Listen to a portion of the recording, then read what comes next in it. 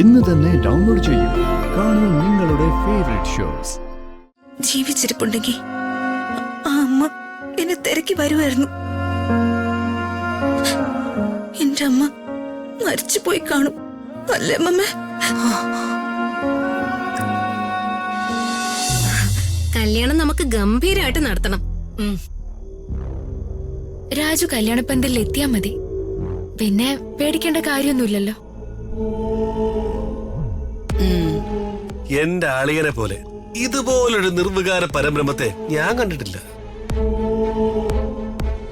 പ്രായമായ പെമ്പിള്ളേരെ പ്രേമിക്കാത്ത ആമ്പിള്ളേരുണ്ടോ?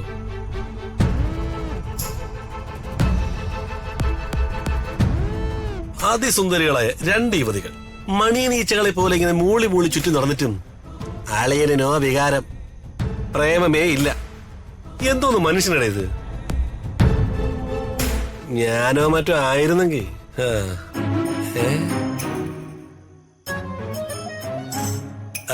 അല്ല, അവരെ ശാസിച്ച് താക്കീത് ചെയ്ത് വിടുമായിരുന്നു.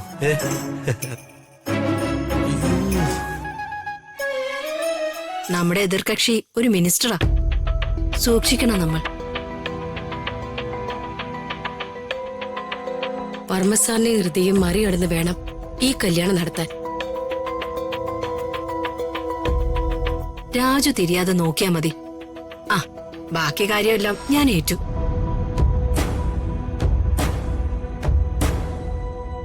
രാജു എന്റെ മകനാ. എന്തൊക്കെ പറഞ്ഞാലും ഒടുവിൽ ഞാൻ പറയുന്നതേ അവൻ കേൾക്കും. ആ കാര്യത്തിൽ നിങ്ങൾ ഒട്ടും പേടിക്കേണ്ട. ഈ കല്യാണം ഞാൻ നടത്തും.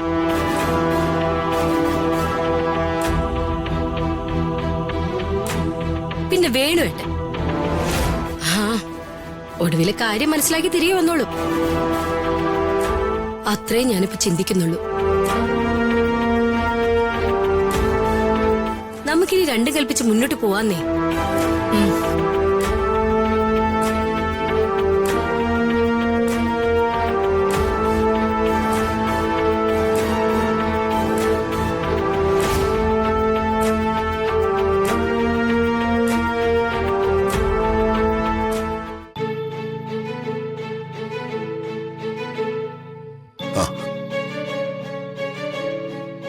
അമ്മ ദീപാരാധന തൊഴാൻ പോയില്ലേ? കുറെ കാലായി. അമ്പലത്തെ പോക്കൊക്കെ കുറഞ്ഞു. കൽക്കട്ടയിൽ വെച്ച് വല്ലപ്പോഴൊക്കെ പോവായിരുന്നു.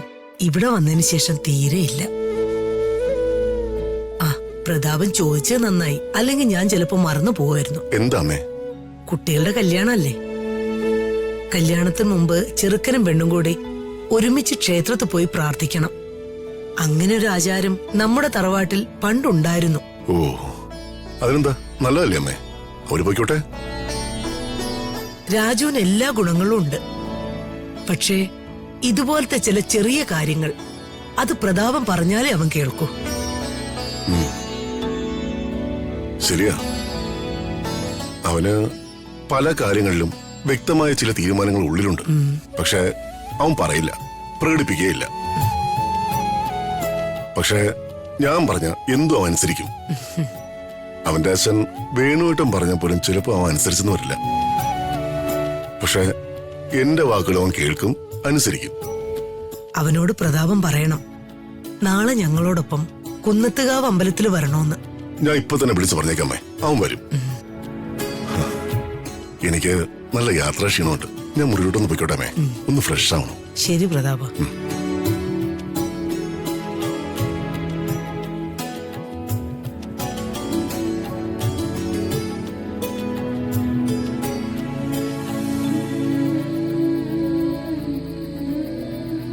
ആരാ നിന്റെ ഈ മീരാന്റി?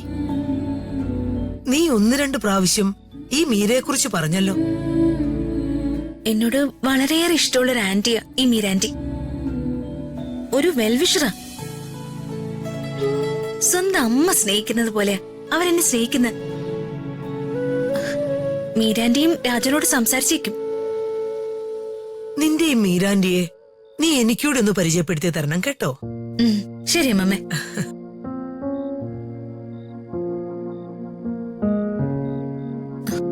ഒരു അമ്മ പ്രസവിക്കാതെ ഞാൻ ഉണ്ടാവില്ലല്ലോ.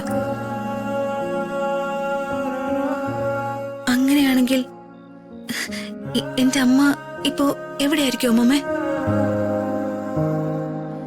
സ്വന്തം മകള് ഇപ്പോഴും ജീവിച്ചിരിപ്പുണ്ടോ എന്ന് ആ അമ്മ അന്വേഷിക്കാത്തതെന്താ? എന്റെ അച്ഛനോടും എന്നോടും അവര് പിണങ്ങിപ്പോവാൻ ഞങ്ങൾ എന്ത് തെറ്റാ അമ്മയോട് ചെയ്ത്? അമ്മയെ കണ്ട ഓർമ്മ പോലും ഇല്ല അമ്മ എനിക്ക്. ജീവിച്ചിരിപ്പുണ്ടെങ്കിൽ ആ അമ്മ എന്നെ തിരക്കി വരുമായിരുന്നു. എന്റെ അമ്മ മരിച്ചുപോയി കാണും അല്ലേ അമ്മ?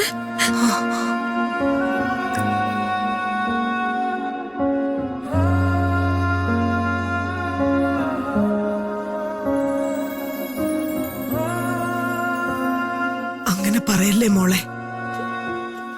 ഞാൻ പ്രസവിച്ച എന്റെ മോളല്ലേ നിന്റെ അമ്മ. അമ്മ മക്കളെ ശാസിക്കാറില്ലേ? അതുപോലെ ഞാനും അവളെ ശാസിച്ചിട്ടുണ്ട്.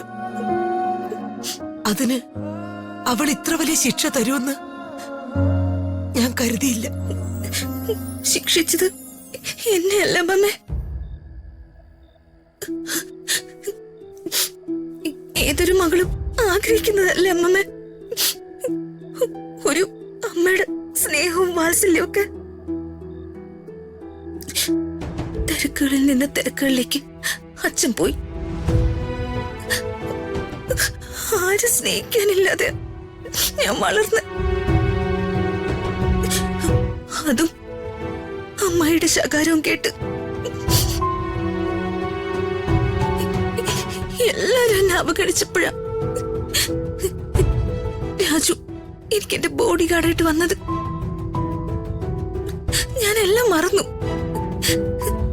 രാജു എനിക്ക് സ്നേഹം തന്നു. രാജുനെ ഞാൻ സ്നേഹിച്ചു. ഇതൊക്കെയാണെങ്കിലും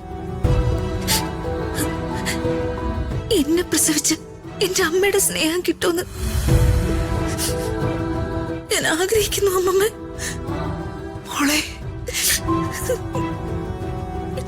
മോളുടെ അമ്മ വരും. എന്റെ ദൈവം അവളെ നിന്റെ മുന്നിൽ കൊണ്ടെത്തിക്കും. നീ പ്രാർത്ഥിക്കും. അവള് തിരികെ വരാൻ വേണ്ടിയുള്ള പ്രാർത്ഥനയാ എന്റെ ഈ ജീവിതം.